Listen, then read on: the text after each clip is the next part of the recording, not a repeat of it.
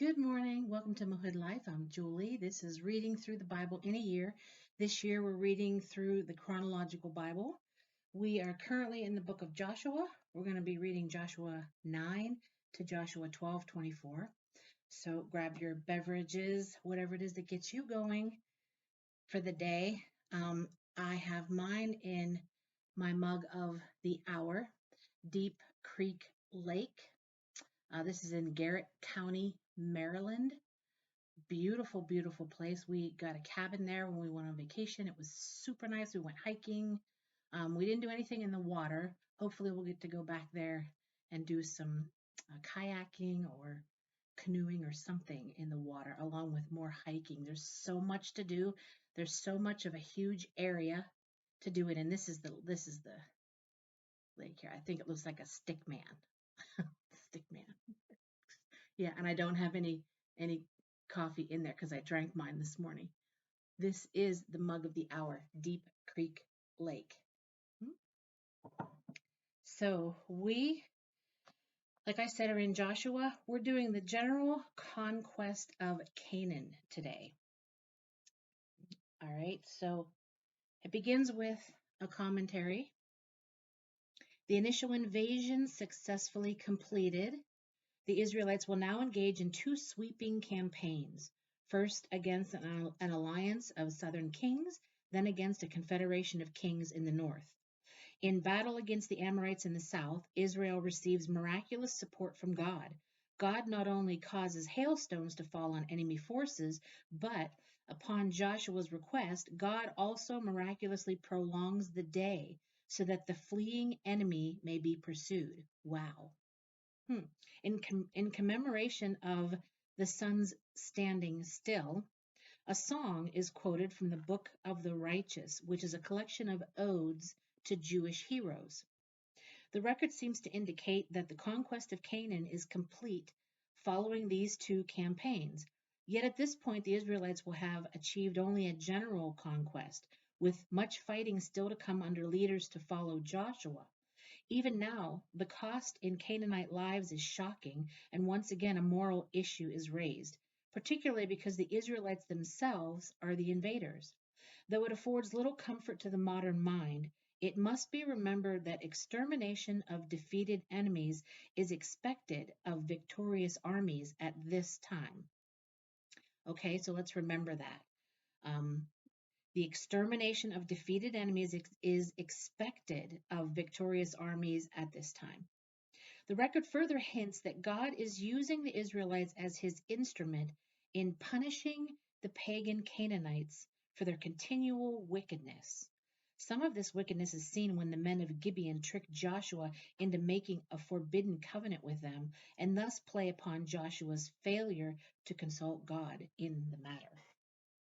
So we begin with Joshua 9.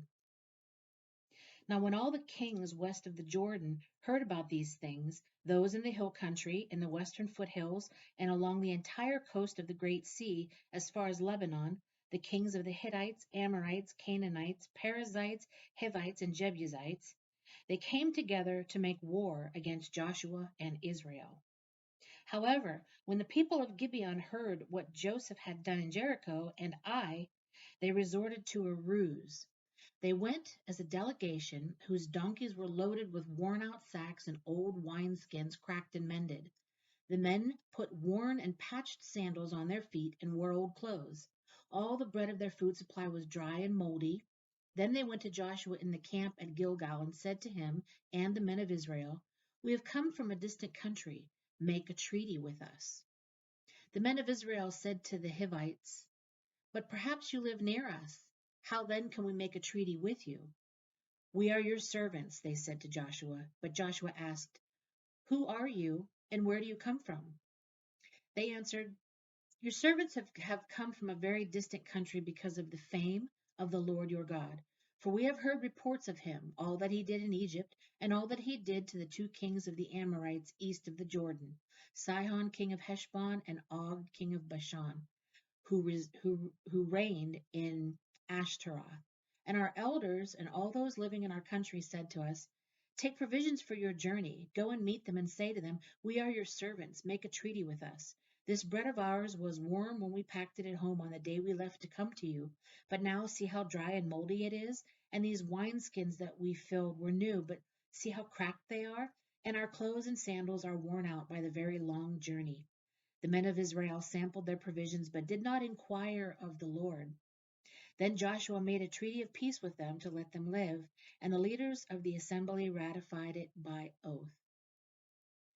3 days after they made the treaty with the Gibeonites, the Israelites heard that they were neighbors living near them. So the Israelites set out, and on the third day came to their cities, Gibeon, Kephirah, Beeroth, and Kiriath Jearim. But the Israelites did not attack them, because the leaders of the assembly had sworn an oath to them by the Lord, the God of Israel. The whole assembly grumbled against the leaders, but all the leaders answered, "We have given them our oath by the Lord, the God of Israel, and we cannot touch them now. This is what we will do to them. We will let them live, so that wrath will not fall on us for breaking the oath we swore to them." They continued, "Let them live, but let them be woodcutters and water carriers for the entire community." So the leader's promise to them was kept. Then Joshua summoned the Gibeonites and said, "Why did you deceive us by saying, 'We live a long way from you,' while actually you live near us? You are now under a curse. You will never cease to serve as woodcutters and water carriers for the house of my God." They answered Joshua, "Your servants were clearly told how the Lord your God had commanded his servant Moses to give you the whole land and to wipe out all its inhabitants from before you. So we feared for our lives because of you, and that is why we did this. We are now in your hands. Do to us whatever seems good and right to you." So Joshua saved them from the Israelites, and they did not kill them. That day he made the Gibeonites woodcutters and water carriers for the community and for the altar of the Lord at the place the Lord would choose, and that is what they are to this day. Now Adoni-Zedek, king of Jerusalem, heard that Joshua had taken Ai and totally destroyed it, doing to Ai and its king as he had done to Jericho and its king, and that the people of Gibeon had made a treaty of peace with Israel and were living near them. He and his people were very much alarmed at this, because Gibeon was an important city, like one of the royal cities. It was larger than Ai, and all its men were good fighters.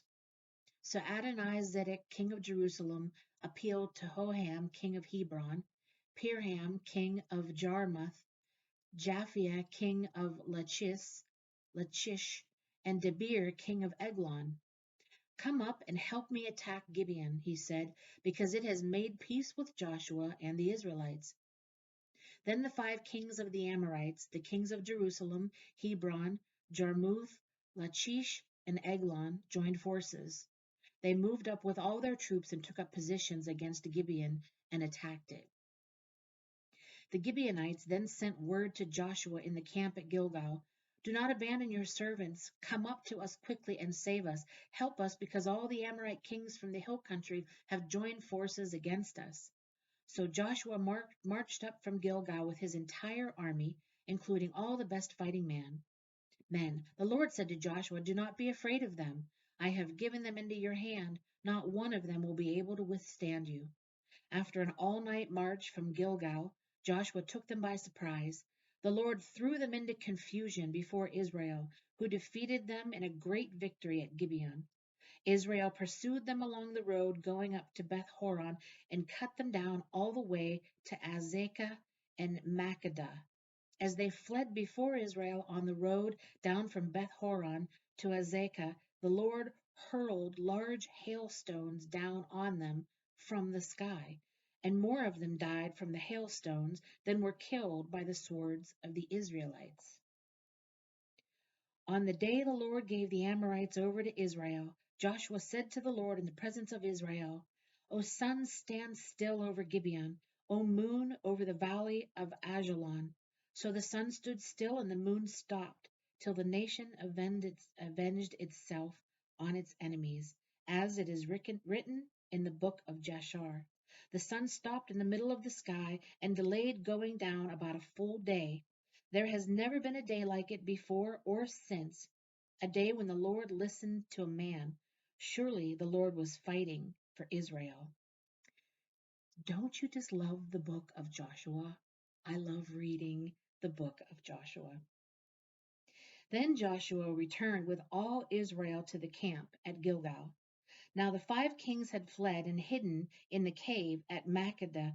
When Joshua was told that the 5 kings had been found hiding in the cave at Makkedah, he said, "Roll large rocks upon up to the mouth of the cave, and post some men there to guard it.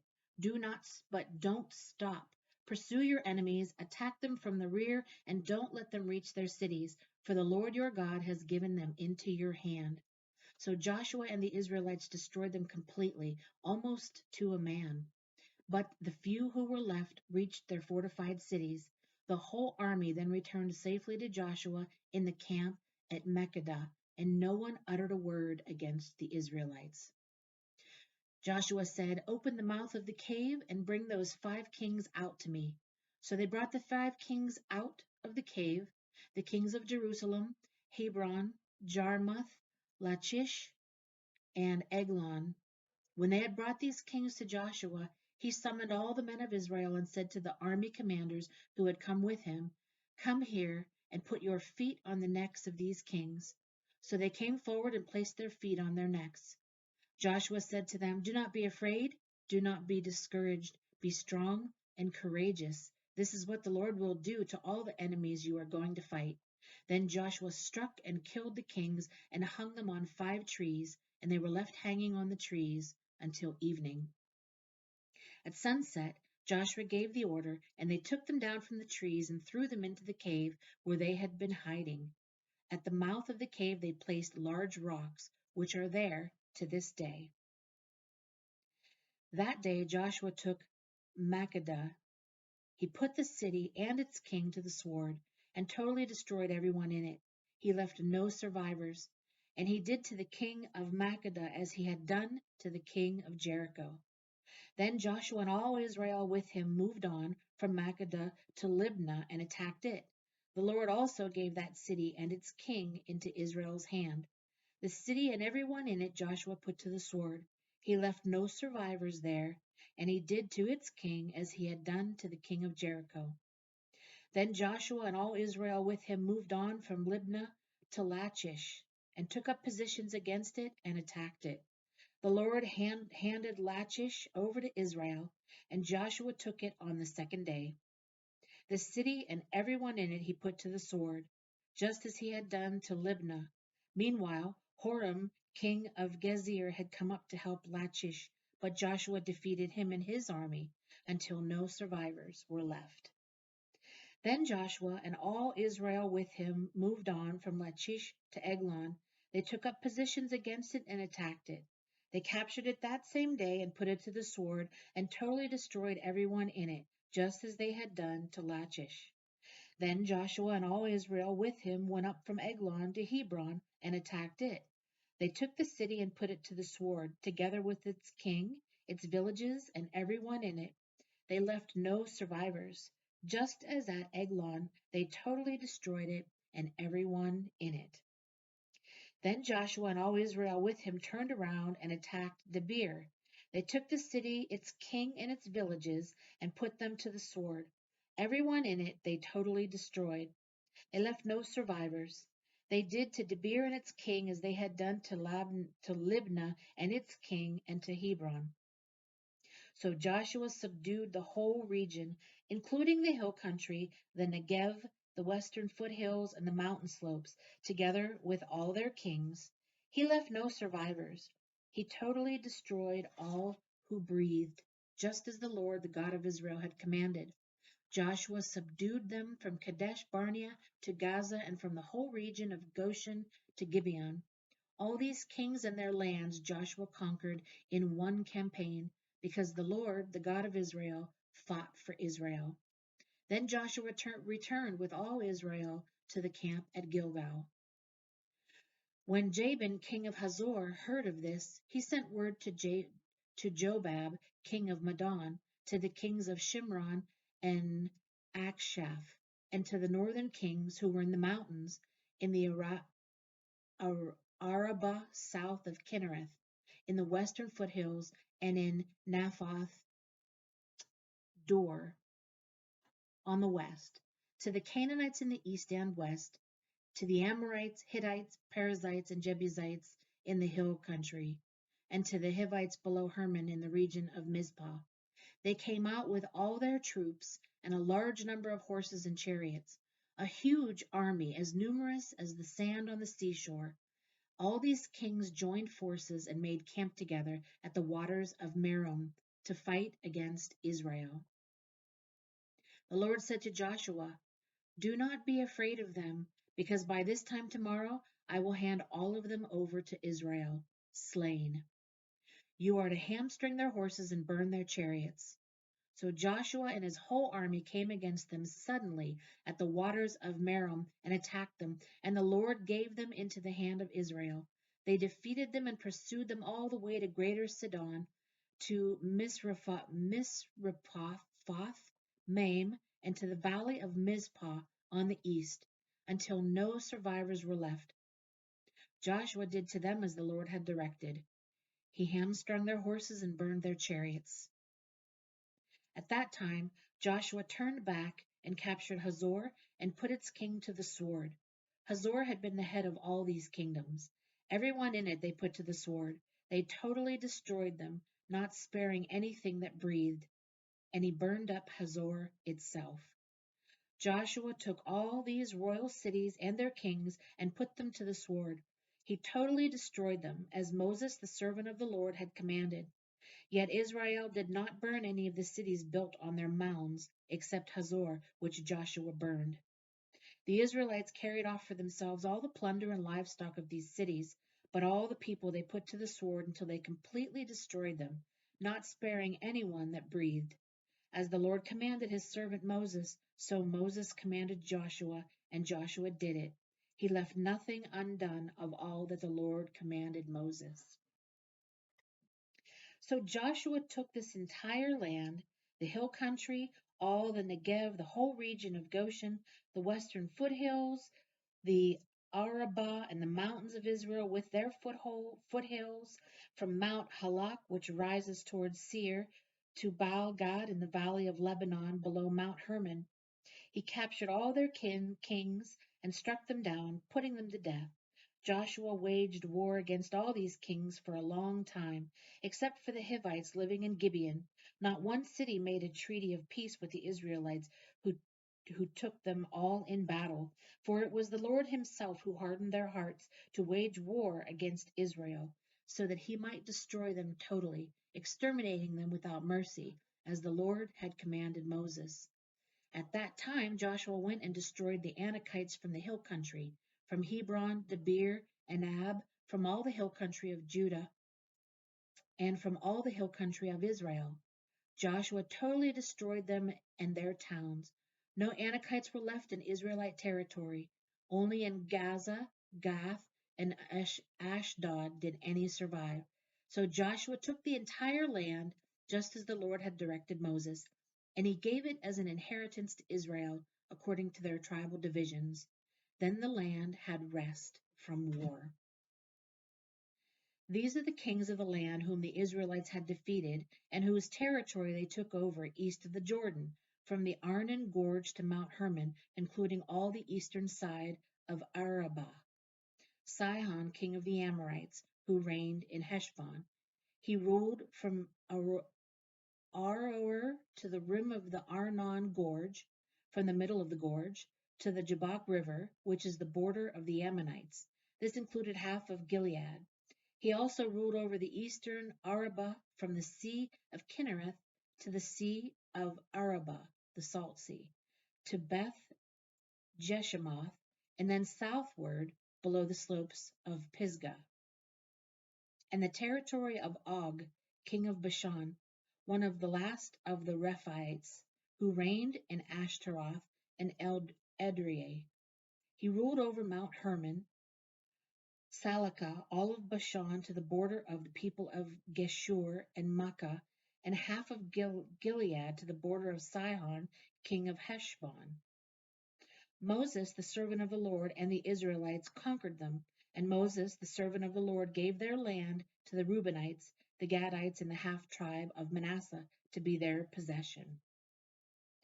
These are the kings of the land that Joshua and the Israelites defeated or conquered on the west side of the Jordan, from Baal Gad in the valley of Lebanon to Mount Halak, which rises towards Seir.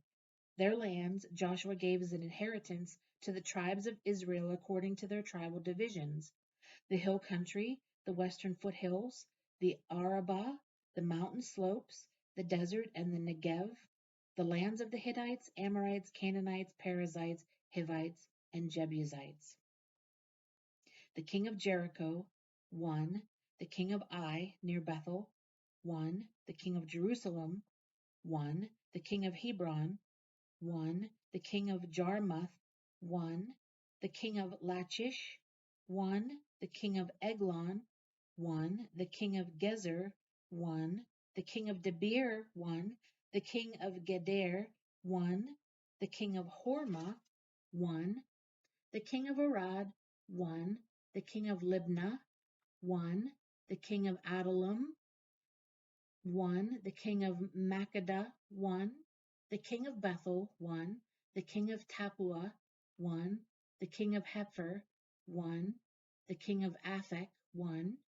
The king of Lasharon, 1. The king of Madon, 1. The king of Hazor, 1. The king of Shimron Meron, 1. The king of Akshaph, 1.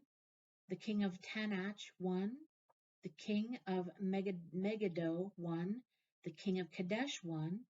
The king of Jokneam in Carmel, 1. The king of Dor in Naphtor Dor, 1. The king of Goyim in Gilgal, 1. The king of Tirzah, 1. 31 kings in all. That ends our reading for today. Let's see. I'm reading over what that all meant there when it listed all those kings and it just said one after each one. These are the kings of the land that Joshua conquered on the west side of the Jordan, and their lands he gave as an inheritance to the tribes according to their divisions. Okay, so that was the list of all of the kings that Joshua and the Israelites had conquered. And that was all of their land, I guess. Their tribal divisions, the hill country, the western foothills, mountain slopes.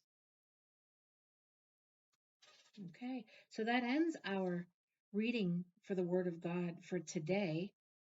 Tomorrow we read about the division of the Promised Land. Thank you so much for joining me here on Mohed Life. I hope you'll join me again tomorrow, and I hope that you all have a blessed day today.